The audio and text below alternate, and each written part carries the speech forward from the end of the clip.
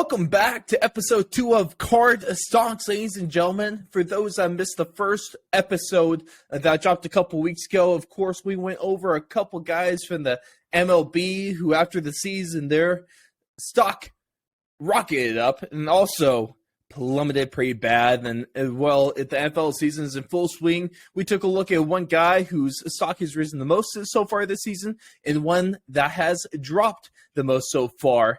And we figured we switch things up for the second edition of Card Stonks. Of course, we're joined by resident card expert Ray Rodriguez. Of course, he is a professional within the business. And last week, he gave us his insider thoughts on this. And this week, I mean, we all know that the practice and the hobby and also the business of card trading has rapidly increased. Ray, I'm sure you've seen this as well. And it could be a bit of an intimidating thing to get started into, or even if you get started, to know where to go from there. I know I struggled with that initially, but Ray helped me out with that. So we're going to talk about that for all you beginners getting into this, but also for all you advanced card collectors out there as well. Still plenty of tips that Ray is going to show you guys today. But Ray, thanks for joining us on another edition of, one of the world's famous pastimes right now, especially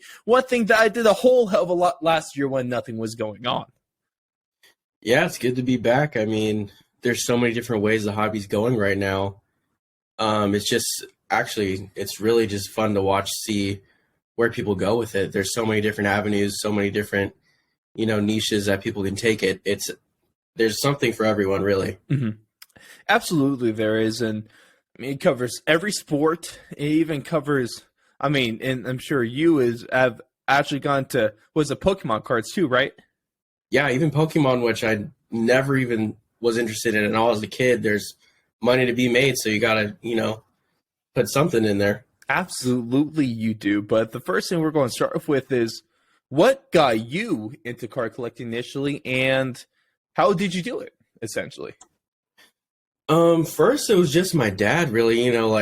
I'd see a couple of baseball cards here and there, and he's like, oh, this is so-and-so from when I was a kid. He was super good. And so we'd go to Target, go to Walmart, grab a couple packs of baseball, which was my main thing. And then just went from there, then started getting some more football cards, basketball cards. But that's when I was younger and things were more available, going to retail stores. And now since then, it's just become such a big investment. And really, the secondary market is where it's at. You can't find anything anywhere now. Right. Dude, shout out to that card aisle right next to the checkout at Target. That's where I remember my childhood taking place. Where it was every time. Every Target I ever went to, that's exactly where it was, the same spot. And like you say, you can't find it anymore. It's awful. It's so bad. People are selling it for 2 to 3 times the retail price, minimum. And it's just terrible. So, how did you keep things going, especially with everything being taken off the shelves? What's your main method of getting these bad boys now? Honestly, I don't really buy packs that much anymore. It's just, it's always a gamble, and you're hoping for that one guy you want to get. So I found it just honestly more reasonable and more affordable to just buy the guys you want. That's one of the biggest things in the hobby now is if you want a certain player's card, you're going to save more money just buying that card instead of trying to pull it yourself. So what do you recommend? Obviously, it's still a little bit fun actually doing card openings. Is beginners who just focus on buying individual cards that you want to stock up your collection, or should you take a look at maybe a card pack here or there? I think, it's always fun to open stuff, just honestly gambling is what it is, and it's fun. But if you're a starting up collector, and let's say you're a fan of the A's or the Broncos, Sorry, Williams first off. Card. Yeah. pick up a Matt Chapman card because those are the stars of the team, so might as well get them. But it's always fun to open a pack here and there. But if you're trying to get the most bang for your buck, I think you should just buy whoever you like and go from there. And so how did this whole hobby transition to more of a card collecting hobby and something that you actually do for profit? I think just because I had such a big interest in sports, it's fun watching players and saying, I have this person's rookie card, I have so-and-so's autograph. But like once you see what people are willing to pay for, who's so and so's card, or like for example, Tom Brady's cards are. There's a few of them now. They're going for over $1 million. So like, obviously, there's money to be made. So you just got to pick and choose. Obviously, I'm not going to buy a Tom Brady rookie card for $1 million and hope I can flip it, because not the regular person has that kind of money. But just prospecting is what it's called. Finding players that you believe in and you think are going to do well, and eventually make a profit, which is card stonks. It stonks. If you believe in something, invest in it when it's low and see if it can grow and get you some money. Exactly. And speaking of prospecting, that's why if you haven't already, go ahead and hit that subscribe button if you're on YouTube, or follow us if you're on Spotify or Apple Podcasts or anywhere you're tuning in from, because this is just a newer show that we're doing, and we're going to continue to pump things out and continue to give you a little bit of insight on the card collecting world. And we'll let you know what you need to hit and when you need to hit it. So go ahead, make sure to join us for the long haul, because we're in the business of getting your business going. But Ray, and now as you look through, where do you spend most of the time finding these cards? Like not 100%, but like 99% is on eBay. eBay. Dude, there's so many cards. You can find literally anything you can think of on there. But it's always fun. COVID's settling down a little bit, so there's more card shows popping up, and that's really fun. You can see the card in person. You can judge it and see like if it's actually what they're saying it is. Honestly, I found like a lot of Facebook groups, and like Instagram too is a good source. But like 99.5% of my cards come from eBay. I know I haven't necessarily been to a card show. I heard they're great. What's your thoughts on flea markets? Because I know I've found a few gems back in my day. I found like a rookie A-Rod card actually when he started with the Mariners, a Yankees team card, some old Michael Jordan All-Star stuff. Is any luck trying to find some diamonds in the rough there? Almost like panning for gold, it feels like. Yeah, I mean, flea markets, you're literally looking for a needle in the haystack. Like, every once in a while you can find something. Like, if someone doesn't know what they have, then it's, like, really cool. But a lot of times people think whatever they have is, like, something crazy. Mm-hmm. So if they have some, like, $10 card or something, they're going to be asking $100 for it because they think it's so-and-so such a big deal. Hey, if you're one of those people, you're just going to get lucky. You suck, right? Yeah. I know what I got. Yeah. Little torn card for a PSA 2 trying to get out for $50. Yeah. Oh man, it's so bad. But I'm sure you've dealt with those kind of people at card shows too. All the time, like especially the old guys that think like, oh, back in my day, this guy was so good, but like it's like, dude, come on now, like this is not even close to what you're asking. So it's like in anywhere you go, the people are gonna have it, and there's like people that have cards on eBay for thousands of dollars that are probably worth a couple bucks. Like it's ridiculous. Oh yeah, love those people.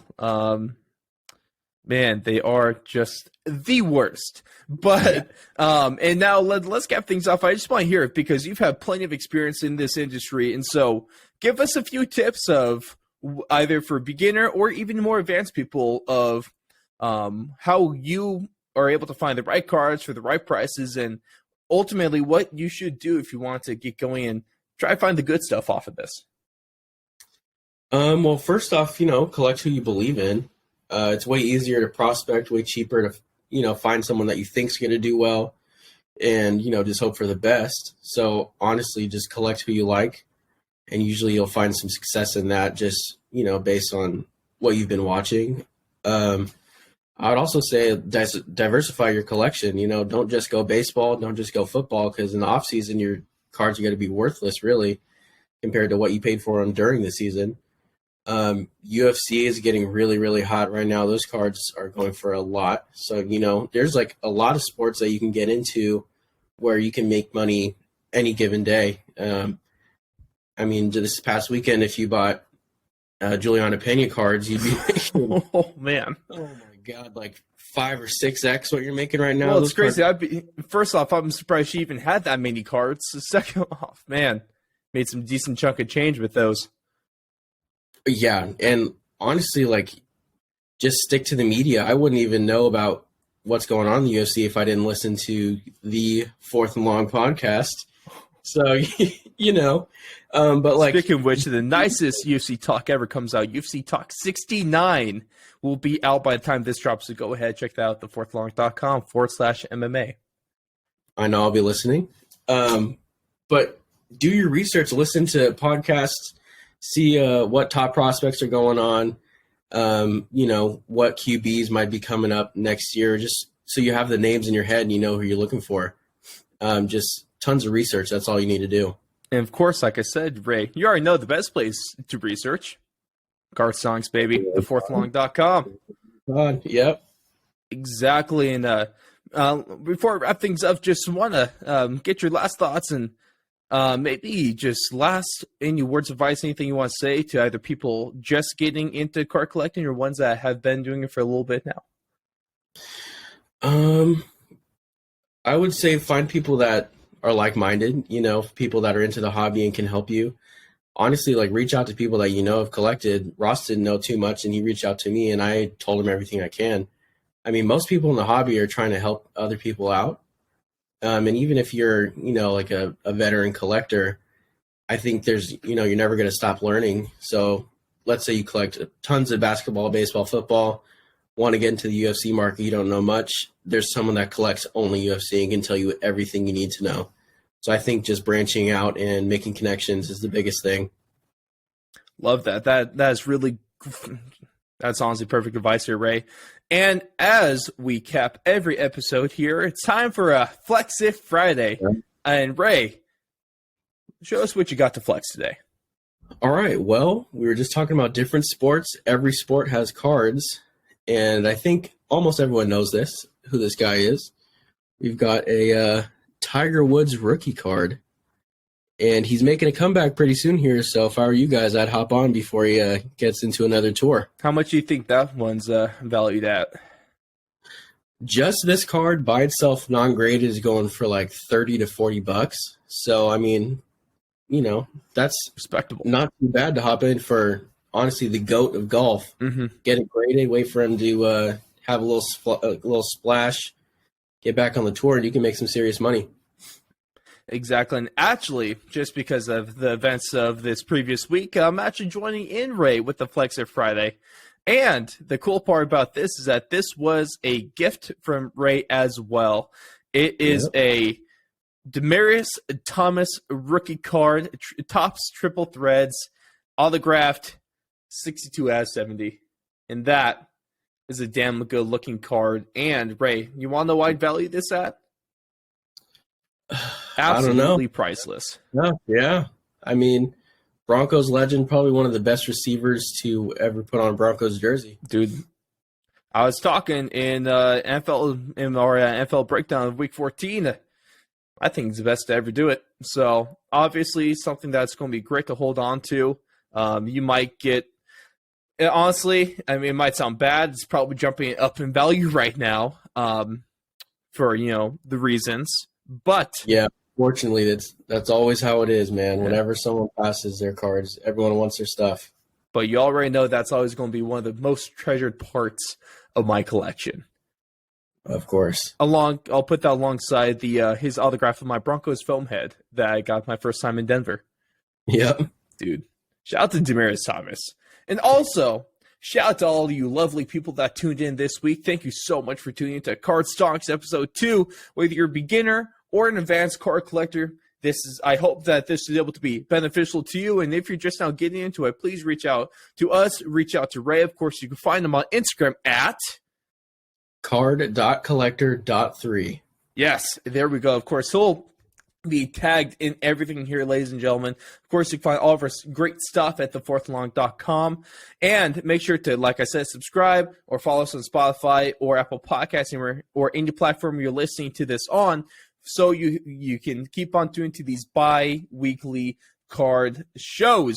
Ray, thank you so much for joining us again this week. Ladies and gentlemen, please make sure to check out his Instagram and find all of the great card stuff there. Check us out, Fourth and Long, on Instagram. We also have a card Instagram now, too, so go ahead and follow that one. And we'll see all of you in the next Card Stonks.